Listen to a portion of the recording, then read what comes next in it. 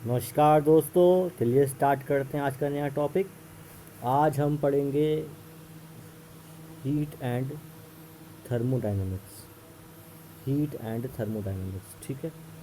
Physics का बहुत ही अच्छा टॉपिक। क्वेश्चंस बहुत पूछते हैं इस टॉपिक के बारे में। गर्मी से भरे इस टॉपिक को आज ठंडे दिमाग से समझते हैं। एक मजाक भरी लाइन है, लेकिन इस लाइन में भी बहुत गहराई है। ये टॉपिक ही ऐसा है कि देखिए आपको इसे ध्यान से समझना है, ठीक है। पहला नियम, कॉपी और पेन लेके बैठें। जब मैं कोई चीज़ बताऊं तो उसको नोट कर लीजिए, ठीक है, जिससे कि आपको बाद में प्रॉब्लम ना हो और जब रिवीजन करें तो आराम से रिवीजन हो जाए। चलिए स्टार्ट करते हैं। तो दोस्तों, आज हम क्या क्या पढ़ेंगे इसके अंदर वो देख लेते हैं। Topics to study. तो भाई पहली चीज़ जो पढ़नी है हमें वो है थर्मल इक्विलिब्रियम क्या होता है। दूसरी बात पढ़नी है zeroth law of thermodynamics, three scales of temperature, gas equation, specific heat, latent heat, sublimation, melting and boiling, first law of thermodynamics, isothermal and adiabatic process. इतनी सारी चीज़ें पढ़नी है, इसलिए मैंने कहा आज का लेक्चर बहुत इम्पोर्टेंट और ठंडा दिमाग रखे। लेक्चर बड़ा होने वाला है और हर एक चीज़ इम्पोर्टेंट है, हर एक चीज़ इम्पोर्टेंट है। चलिए स्टार्ट करते हैं दोस्तों। जैसे पहला टॉपिक है थर्मल इक्विलिब्रियम क्या होता है। थर्मल मतलब हीट, इक्विलिब्रियम मतलब इक्वल। तो हीट की इक्वलिटी के बारे में यहाँ जानना है, तो इसको समझते हैं डायग्राम से। भाई मेरे पास सपोज़ ये एक बीकर ये है, एक बीकर ये है, एक बीकर ये है। सपोज़ ये ए है, ये बी है, ये सी। अगर मैं बोलूँ ए का टेम्परेचर और सी का टेम्परेचर आपस में इक्वल है, मैं बोलूँ सी का टेम्परेचर और बी का टेम्परेचर आपस में इक्वल है, तो मैं क्या कह सकता हूँ कि ए और बी इन दोनों का टेम्परेचर आपस में इक्वल होगा। अगर ए का टेम्परेचर सी के टेम्परेचर के इक्वल है, सी का टेम्परेचर बी के टेम्परेचर के इक्वल है, then I can say that the temperature of A and B is equal. It is called thermal equilibrium. It is called thermal equilibrium. हम ये कह सकते हैं, सपोज मेरे पास एक बीकर है, एक ये बीकर है, दोनों एक पाइप से जोड़ रखे हैं मैंने। यहाँ पर हॉट वाटर है, यहाँ पर कोल्ड वाटर है, ठीक है। तो क्या होगा, कुछ टाइम के बाद ये दोनों पाइप से जुड़े हुए हैं। Water can flow from either beaker, किसी बीकर से दूसरे बीकर में पानी फ्लो कर सकता है। तो क्या होगा, क्या चमत्कार होगा भाई, होना क्या है, दोनों बीकर का जो टेम्परेचर है वो कुछ टाइम के बाद इक्वल हो जाएगा। दोनों बीकर का टेम्परेचर कुछ टाइम के बाद इक्वल हो जाएगा। क्यों इक्वल हुआ? इक्वल इसलिए हुआ कि जिस बीकर का टेम्परेचर ज़्यादा था, जो हॉट बीकर है, उससे हीट ट्रांसफ़र हुई कोल्ड टेम्परेचर, कोल्ड बीकर में। तो इसने हीट दी है और इसने हीट ली है। ये लेना और देना, ये गिव एंड टेक का प्रोसेस, लेना और देना कब तक चलेगा, जब तक कि दोनों के बीच में थर्मल इक्विलिब्रियम नहीं हो जाता।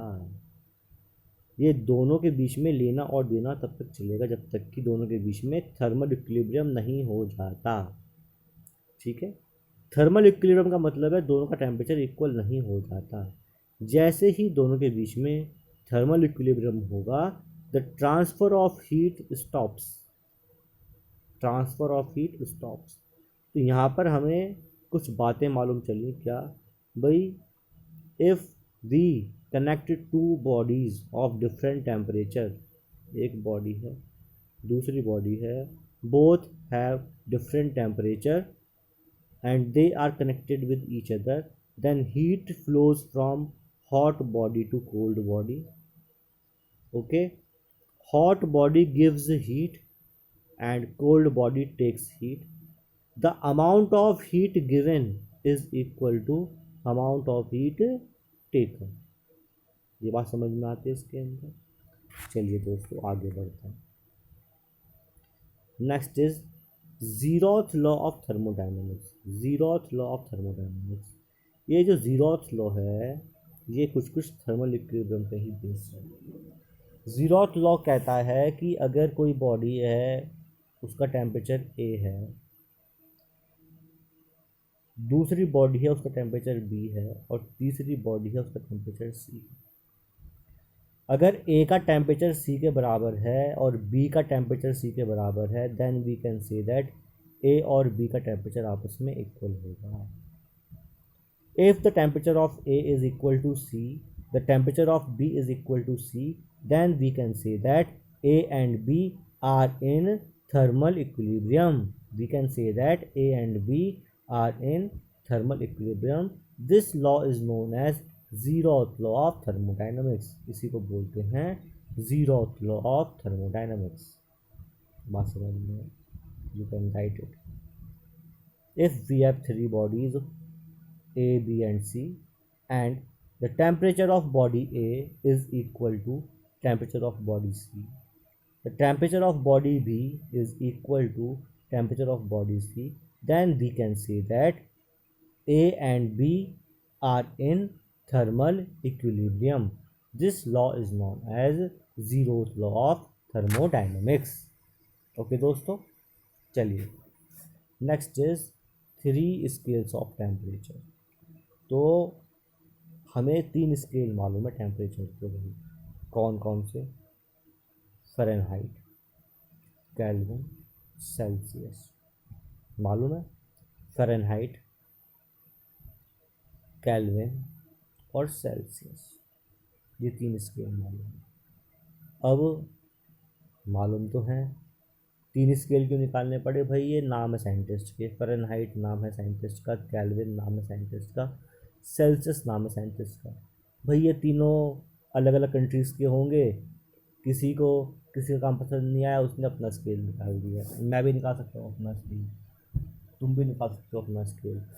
तो कैसे निकाल सकते हैं? क्या एक मानक है, क्या एक स्टैंडर्ड है जिस पे बेस्ड ये स्केल्स होते हैं, और किस तरीके से हम एक स्केल की वैल्यू को दूसरे स्केल में चेंज कर सकते हैं, वो भी देख लेते हैं। इस पे बेस्ड न्यूमेरिकल्स एग्ज़ाम में आते हैं। चेंज कैसे करते हैं? मुझे फॉर्मूला याद नहीं है, इसका फॉर्मूला भी है बट मैं फॉर्मूला याद नहीं रखता। मुझे मालूम है कि कैसे करना है, वही मैं समझाऊंगा आपको। I don't like to learn formulas, मैं समझाऊंगा कैसे करना है आपको। भाई जो आपका फ़ारेनहाइट स्केल है, जो आपका फ़ारेनहाइट स्केल है उसकी जो लिमिट है वो 180 डिग्री है। अब आप कहेंगे ये क्या बोला है 180 लिमिट, ये क्या बोला है? भाई कोई भी स्केल है ना, वो दो चीज़ पर डिपेंड करता है। वाटर का फ्रीजिंग पॉइंट क्या होगा और वाटर का बॉइलिंग पॉइंट क्या होगा, इस पर डिपेंड करता है। तो फ़ारेनहाइट स्केल के अंदर जो फ्रीजिंग पॉइंट है वो 32 माना गया, और जो बॉइलिंग पॉइंट है वो 212 माना गया। कितना माना गया? 212। इनका डिफरेंस कितना आएगा? 180। मतलब ये जो रेंज है 180 की है। ये चीज़ प्लीज़ लिखते रहना, तभी आपको मालूम रहेगा।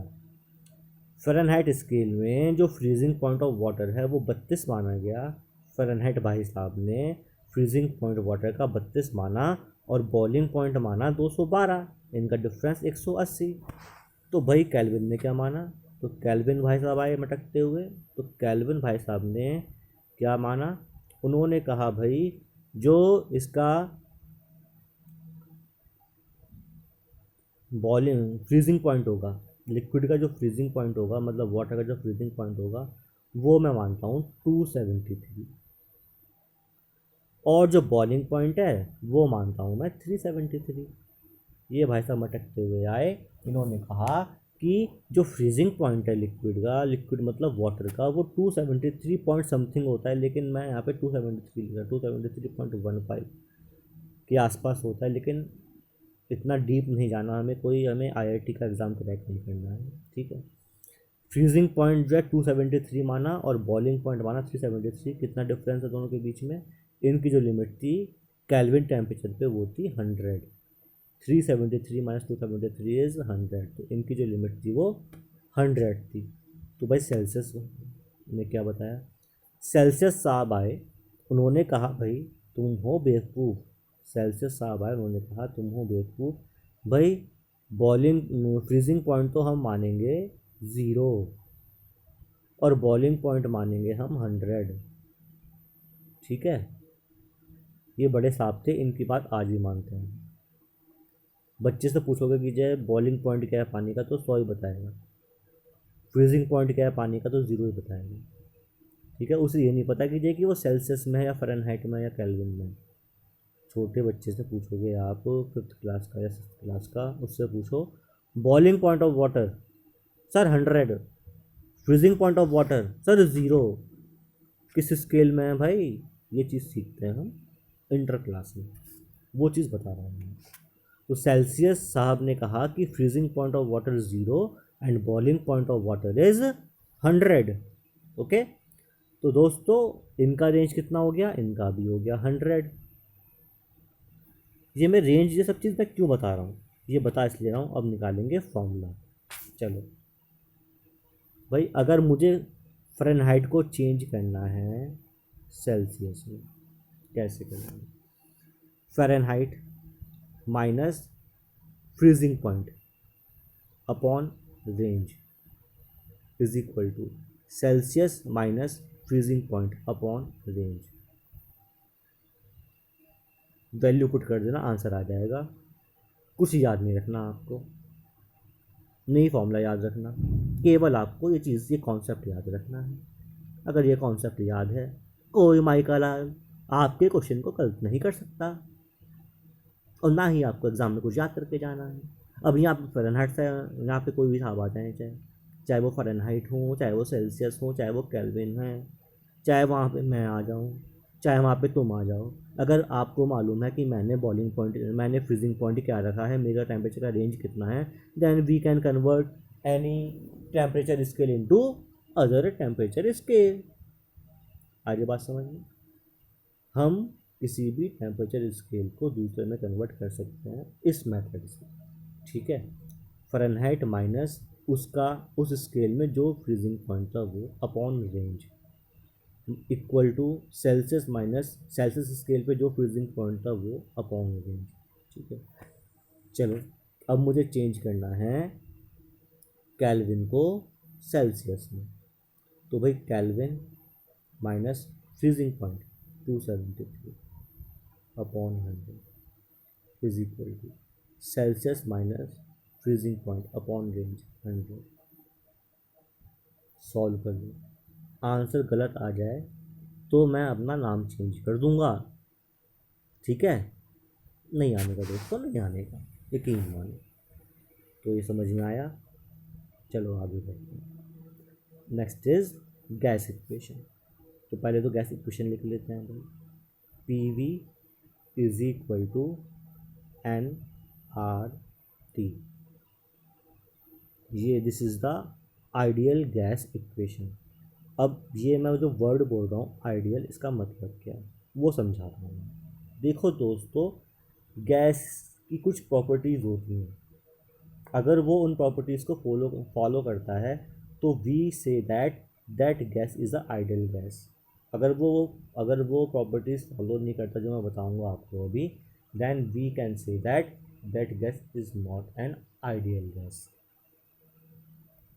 एक बात ध्यान रखना कि कोई भी गैस आइडियल नहीं होती। No, noble gases can be can be said as ideal gases, but they are not absolutely ideal. कोई भी गैस आइडियल नहीं होती, बट हमें क्वेश्चन सॉल्व करने के लिए, फिज़िक्स में न्यूमेरिकल्स करने के लिए, या कोई थ्योरम बनाने के लिए कुछ चीज़ें अज्यूम करनी पड़ती हैं। फिज़िक्स में मैक्सिमम चीज़ें अजम्पशन पे काम करती हैं। अजम्पशन करने के बाद ही हम कोई थ्योरी फार्मूला ड्राइव कर सकते हैं।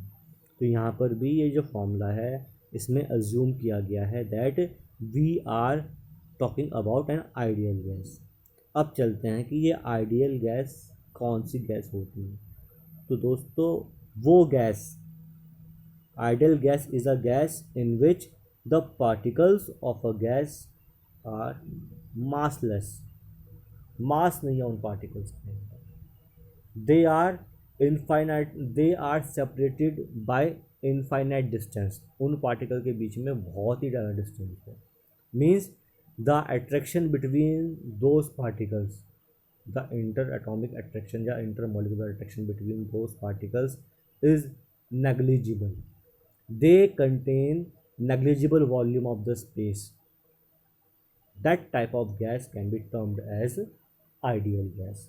मेरी एक एक शब्द को लिखना, मेरे एक एक वाक्य को लिखना, ठीक है, बहुत ही अच्छा लगेगा आपको। तो मैंने बताया आइडियल गैस वो गैस होती है जिसके पार्टिकल्स बहुत ही ज़्यादा स्मॉल हों, दे आर मासलेस, मास ना हो उनमें, उनके बीच की डिस्टेंस इनफाइनाइट हो, उनके बीच में जो अट्रैक्शन फोर्स है, पार्टिकल्स के बीच में जो अट्रैक्शन फोर्स है वो बहुत नेग्लिजिबल हो, वो जो वॉल्यूम ऑक्यूपाई करें, वो सभी पार्टिकल्स गैस के जो वॉल्यूम ऑक्यूपाई करें वो बहुत ही नेग्लिजिबल वॉल्यूम ऑक्यूपाई करेंगे। अगर ऐसा है तो that gas is called an ideal gas, उस गैस को बोलेंगे आइडियल गैस। अगर ऐसा नहीं है तो गैस आइडियल नहीं होगी। तो दोस्तों जो मैंने फॉर्मूला लिखा ना, P V is equal to n R T, ये फार्मूला उस गैस का है जो गैस आइडियल है। यहाँ पर P is the pressure of gas, V is the volume of gas, R is gas constant. भाई ये जो कांस्टेंट है ना मुझे कम याद रहते हैं, ये आप प्लीज़ गूगल करके या बुक खोल के उसे लिख लेना। इसका कांस्टेंट का जो है शायद वैल्यू 8 पॉइंट समथिंग होती है, 8.31। लेकिन मैं आपसे ये रिक्वेस्ट करूँगा, आप प्लीज़ कहीं पे सारे कांस्टेंट लिख के उनको याद कर लीजिएगा। एग्ज़ाम टाइम में वैसे दिए हुए होते हैं तो इसलिए मैं याद नहीं रखता उनको। एग्ज़ाम में ये कांस्टेंट की वैल्यूज़ दी हुई होती हैं, क्वेश्चन पे बेस्ड आता है।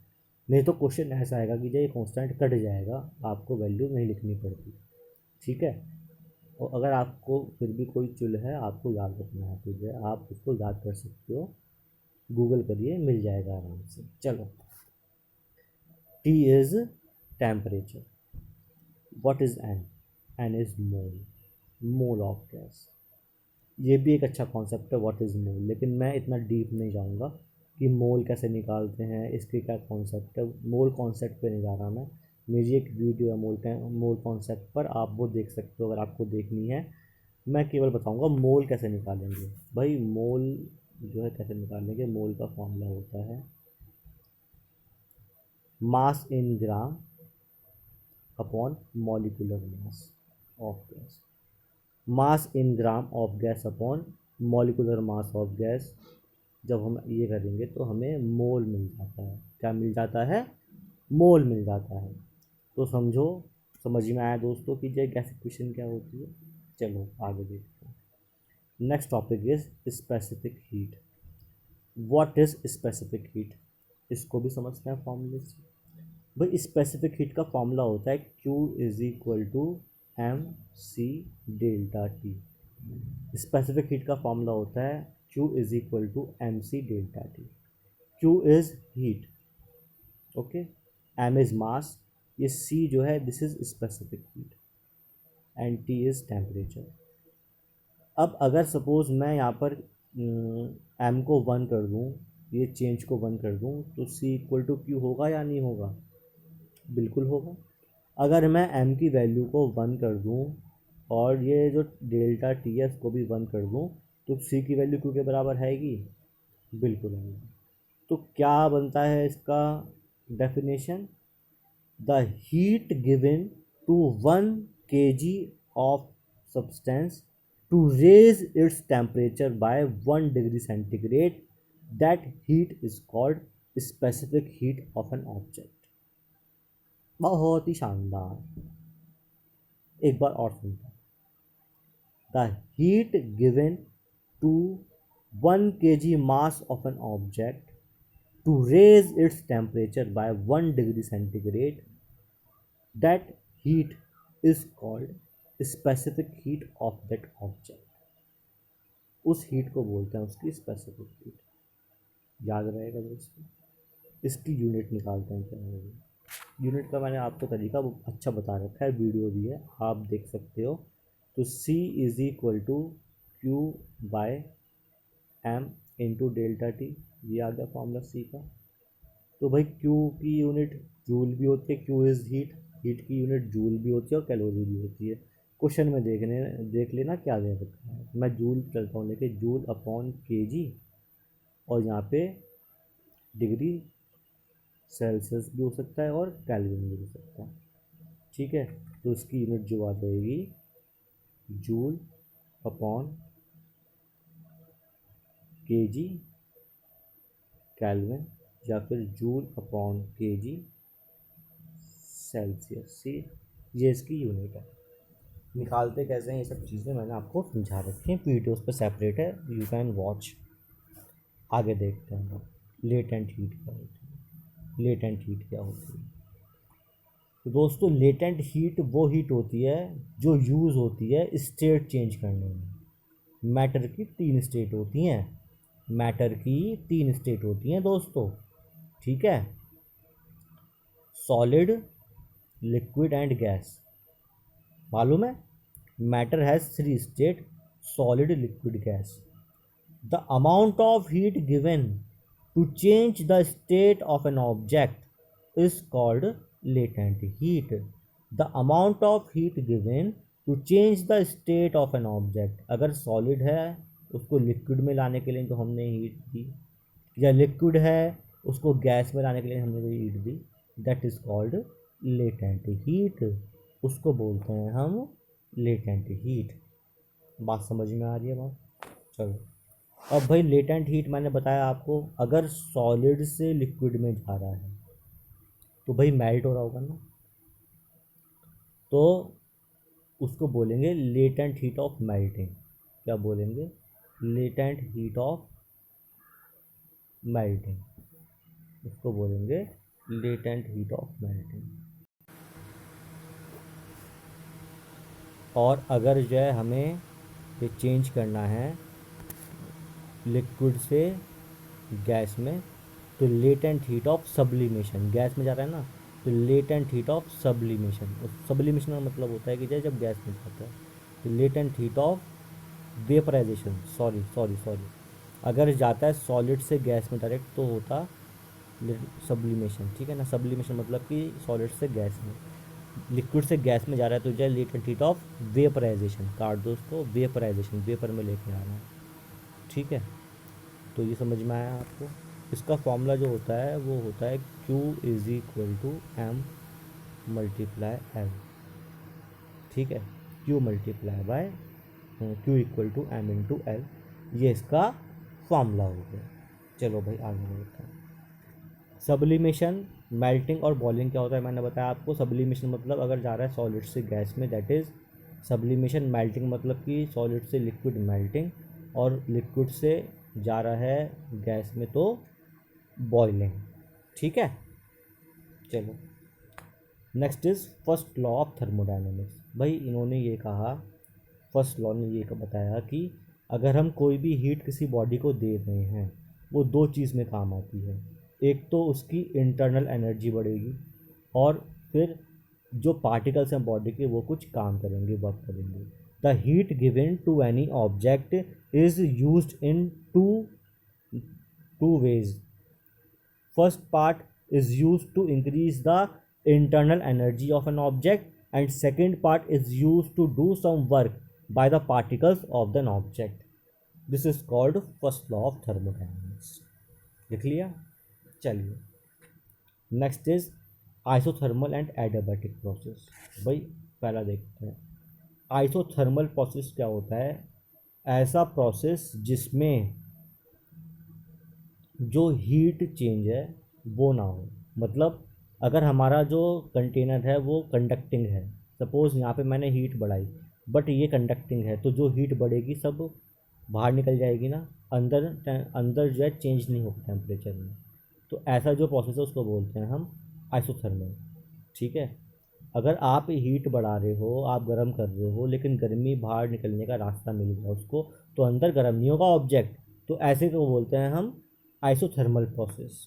Next is adiabatic. एडियाबैटिक में क्या होता है कि जो बीकर होता है वो इंसुलेटिंग होता है, हीट बाहर नहीं जा सकती।